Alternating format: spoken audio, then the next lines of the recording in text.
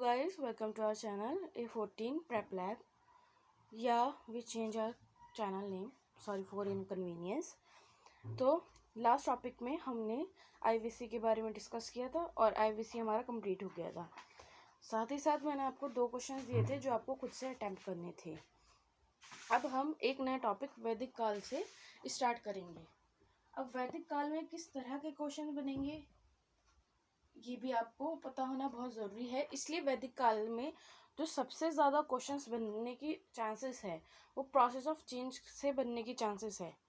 मतलब process of change क्या होता है, जैसे वैदिक काल 2 कालों में विभाजित है, ऋग वैदिक काल और उत्तर वैदिक काल। इसीलिए हम प्रोसेस ऑफ चेंज समझेंगे कि ऋग वैदिक काल से उत्तर वैदिक काल तक क्या क्या परिवर्तन हुए, और हमें जो आंसर लिखना है वो भी हमें रेफरेंस देकर ही लिखना होगा कि ऋग वैदिक काल में ऐसा था तो अब उत्तर वैदिक काल में ऐसा हो गया।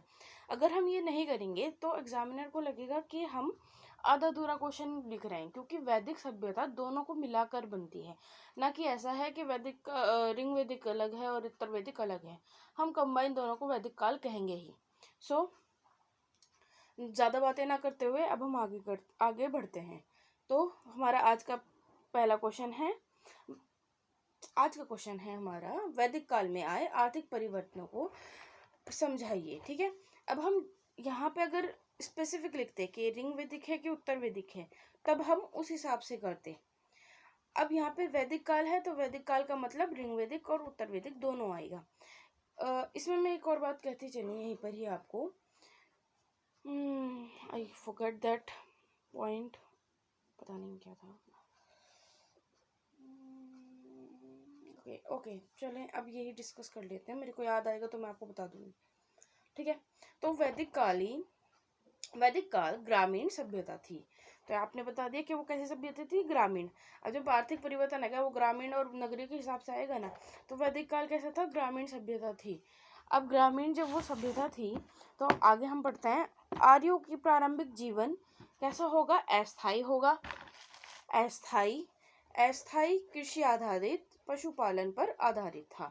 ठीक है, क्योंकि अगर आप देखेंगे तो कृषि जो थी वो उत्तर वैदिक काल में थी और पशुपालन जो था वो ऋग वैदिक काल में था, तो इसलिए वो कृषि और पशुपालन पर आधारित था। ठीक है, अब हम या तो इसको ऐसे लिख सकते हो कंबाइन कि ऋग वैदिक और उत्तर वैदिक सब एक जगह, बट मैंने जो कोशिश की है उसको ऐसे कोशिश की है कि ऋग वैदिक को पहले लिखा जाए फिर उत्तर वैदिक के बारे में बताया जाए।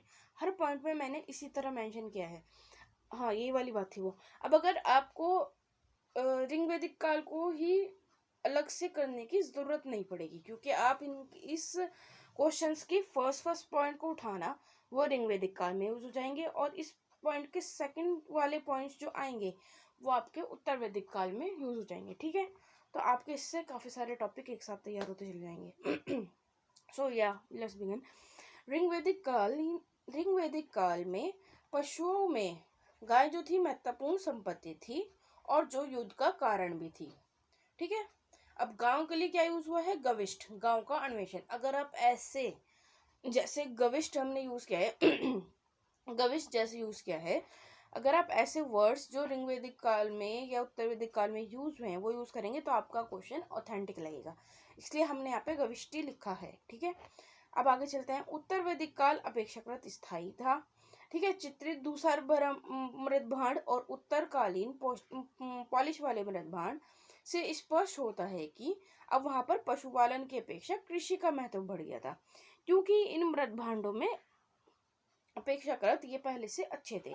अब हम आर्थिक परिवर्तन समझ रहे हैं तो इसलिए अब हम पहले कृषि को डिस्कस करेंगे। कृषि ऋग्वेद में देखो, यहाँ पे पहले ऋग्वेद आ गया। ठीक है, ऋग्वेद में 10,462 श्लोक हैं, जिसमें से केवल 24 ही कृषि को क्या कहते थे, चर श्रेणी का उल्लेख है, अर्थात इसकी स्थिति कैसी थी, गौण थी, क्योंकि वहां पर क्या प्रचलित था, पशुपालन। ऋग्वेद में केवल एक ही प्रकार के अनाज यव यानी कि जौ का उल्लेख मिलता है, यानी कि उनको ज्यादा कृषि नहीं करते थे तो उनके पास ज्यादा तरह के अनाज भी उपलब्ध नहीं है, और ये कैसा था, पशुपालन आधारित था। अब इसके बाद हम उत्तर वैदिक काल के बारे में पढ़ते हैं। उत्तर वैदिक काल का मुख्य व्यवसाय कृषि बन गया, क्योंकि शतपथ ब्राह्मण में है कि हलों में 6, 8, 12, 24 बैल जोते जाते थे। ये वाला जो हमने स्पेसिफिक पॉइंट लिया है, हल कितने थे, ये शतपथ ब्राह्मण में है। चूंकि हलों में 6, 8, 12, 14, 24 बैल जोते जाते थे। इस काल में जो गेहूं, धान, तीनों गन्ना की खेती की जाती थी। ठीक है। अब जो गेहूं को क्या कहते हैं, गोदुम। धान को क्या कहते हैं, शली। अब इन तीनों को प्रमाण हमें कहाँ से मिला है, अतरंजी खेड़ा से। और गन्ना कहाँ से मिला है, हस्तिनापुर से। ठीक है। साथ साथ अगर आप ऐसी चीजें देते चलेंगे तो वो स्पेसिफिक हो जाएगी। ठीक है। और वो सॉस भी मिल जाएगा उनको उस चीज का। अब सिंचाई के लिए तालाब भी होते थे, कुएं भी होते थे और नहर, क्योंकि नहर शब्द का उल्लेख सबसे पहले अथर्ववेद में आया है, का प्रयोग किया जाता था। अब हमने यहाँ पे कुछ वैदिक शब्द दे दिए जो कृषि से रिलेटेड हैं, जैसे कि क्षेत्र, जुता हुआ खेत, खिल्ली है, ऊसरिया पड़ती भूमि, उर्वरा उपजाऊ भूमि, सीता कूड़ वाली हल वाली नाली, लांगल हल, किवाश हलवा है, शाकम खाद। ओके। अब हम उद्योग धंधों के बारे में पढ़ेंगे। ऋग्वेदिक काल में ऋग्वेद में बढ़ाई, चर्मकार, रथकार, कर्मरा, बुनकर आदि का उल्लेख मिलता है। इस काल में तांबे को अयस, सोने को हिरण्य कहा जाता था और इनको लोहे का ज्ञान नहीं था। अब ये इतने पॉइंट्स जो थे वो आपके उत्तर वैदिक काल ऋग्वेदिक काल से रिलेटेड थे। अब हम उत्तर वैदिक काल के बारे में पढ़ेंगे। उत्तर वैदिक स्त्रोत वाजस्नेयी संहिता और तैत्तिरीय ब्राह्मण में व्यवसायों की सूची वर्णित है। व्यवसाय की सूची क्या है, ये है। कुलाल शब्द कुम्हकार के लिए यूज होता था। विदकलार बेत व्यवसायी, रजयित्री रंगने वाले कपड़ा, श्यामकार चमड़े के कारीगर, अयस्ताप धातुकर्मी के लिए यूज होता था। ठीक है। अब आर्यों को लोहे, तांबा, सोना, सीसा, चांदी का ज्ञान हो गया था। लोहे को क्या कहते हैं, कृष्ण अयस्क, तांबे को लोहित अयस्क। चांदी का पहली बार उल्लेख कहाँ है, अथर्ववेद में। इस काल में शेषऋण जो व्यापारी को प्रमुख होता था, शेषऋण का उल्लेख कहाँ मिलता है, बृहदारण्यक उपनिषद में। ठीक है, उसका उल्लेख मिलता है। नेक्स्ट आपका आता है व्यापार।